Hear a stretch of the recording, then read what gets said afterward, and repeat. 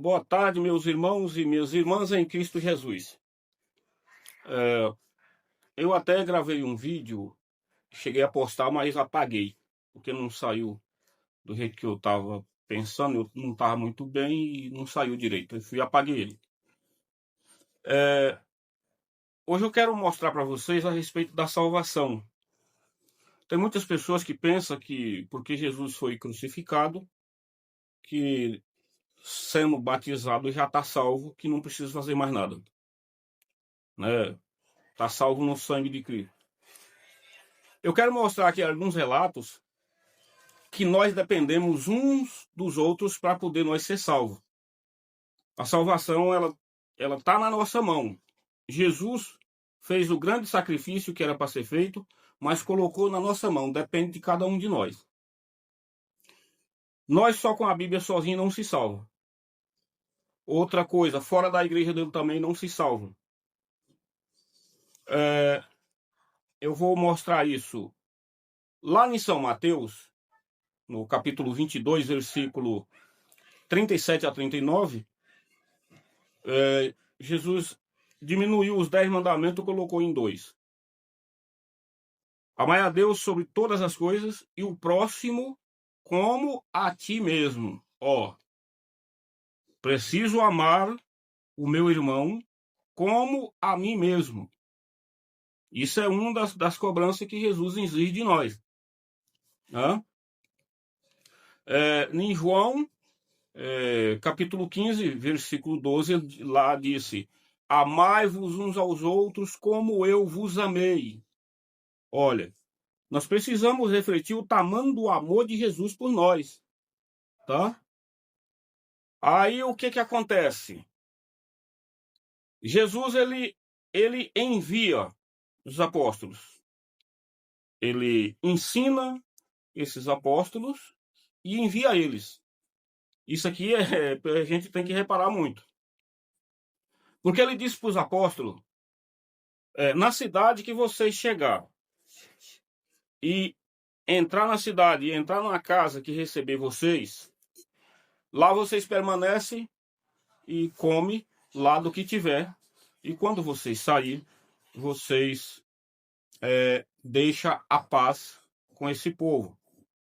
Mas se esse povo não te receber, quando sair da cidade, sacode a poeira dos pés. Tá? E isso vocês vai ser ruim a condenação, né, de Sodoma. É pior do que Sodoma e Gomorra, a condenação para essa cidade. Bom, aqui no capítulo 13, Jesus declara de novo. Capítulo 13 de São João, versículo 20. Eis que eu vos envio. Quem acreditar em vocês, está acreditando em mim. E quem acreditar em mim, está acreditando naquele que me enviou. Quem é esses enviados? Os padres, os bispos. Eles são o enviado de Jesus.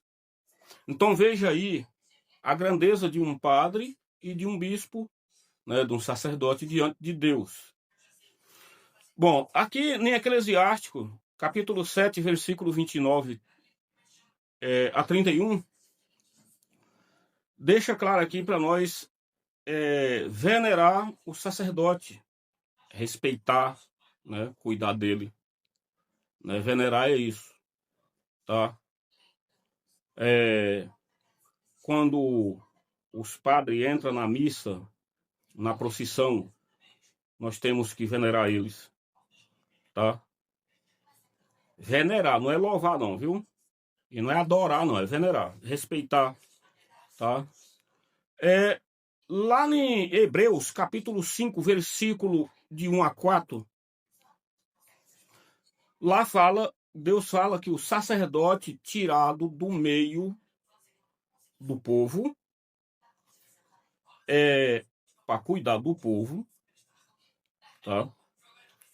Ele pode fazer sacrifício, pedir perdão pelos pecados daquele povo que ele cuida, e por ele também, porque ele vive cercado de pecados, né? Ou seja, o povo que ele cuida, todos nós somos pecadores. E os padres são muito perseguidos.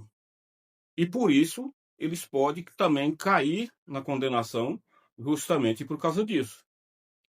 Então, gente, aqui deixa claro, e não só aqui, mas em vários pontos, que se eu fosse notar aqui, os pontos que Jesus exige, a cobrança para nós poder ser salvo,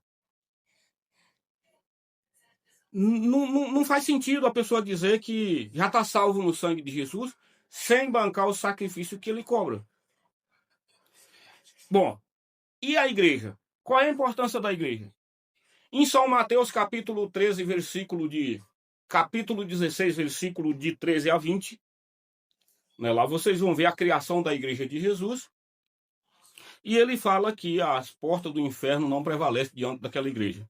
Ou seja, é o caminho da salvação, é a igreja. Né? Em Atos dos Apóstolos, capítulo 4, você vê lá que a comunidade em união na fração do pão. O que é comunidade? É nós viver em unidade na igreja. Tá? Então não tem como um tição fora dessa igreja continuar aceso. Você acendeu uma fogueira, tira um tição do lado e deixa ele fora. Ele vai apagar. Então, para nós continuar com a nossa fé acesa, tem que estar dentro dessa igreja, junto e unidos uns aos outros. Amando uns aos outros como Jesus pediu. Amai-vos uns aos outros, como eu vos amei. Tá? Então, quem ama, sacrifica, ajuda, faz o impossível para ver o outro bem. Tá? Nós não podemos ter maldade no coração. Nós temos que tirar a maldade, que é o que leva nós para o inferno, é isso. A maldade, a falta de perdão, a falta de compreensão, entendeu? Abandonar a igreja de Jesus, isso é um pecado extraordinário, fora de base. Tá? É um pecado horroroso isso aí. Querer ser salvo fora da igreja dele. Tá? E como ele disse aqui, ó, quando nós nega em acreditar nessas pessoas que ele envia, nós está negando ele também. Então, se nós não recebemos um padre na nossa casa, um bispo, né, um sacerdote, um diácono, que também é enviado, porque tem isso no capítulo 7 de Atos dos Apóstolos, tá? A eleição do diácono para ajudar na missão da igreja. Então, se nós desacreditar, não receber na nossa casa uma pessoa enviado desse por Deus, nós também estamos dispensando Jesus. E não tem como nós ser salvos. Tá? Porque nós não acreditamos naquilo que Jesus falou. Né? Nós não acreditamos nessas pessoas enviadas por ele. Então, praticamente, nós estamos jogando a salvação no mato. Viu, gente? Então, nós precisamos procurar ser educadamente na igreja, no meio da sociedade, né? Procurar servir as pessoas que precisam. Não é só quem é da igreja, não. Porque tem muitas pessoas que sofrem e às vezes nem na igreja não vai. E é aonde precisa da nossa ajuda. Tá? Então esses são um ponto forte da nossa salvação. Primeiro, a igreja de Cristo, tem que ser a igreja dele. Segundo, amai uns aos outros como eu vos amei e ter a Deus acima de tudo.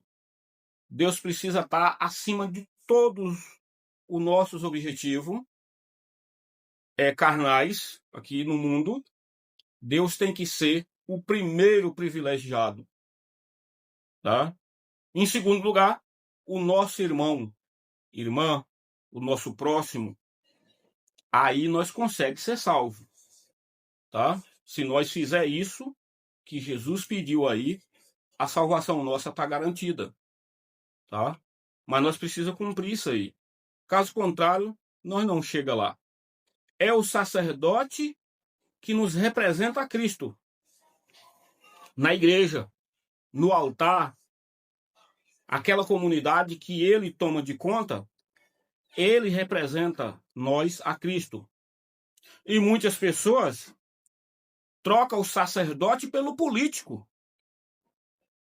que foi um grande erro que eu estou vendo acontecer já aí há uns anos e está até hoje, tá? O político tem mais vez do que o sacerdote enviado pelo próprio Cristo. Quando o sacerdote se toca em alguma coisa a respeito de um político, o povo falta bater nele. Às vezes na hora ali não fala nada, mas por trás a agressão é feia.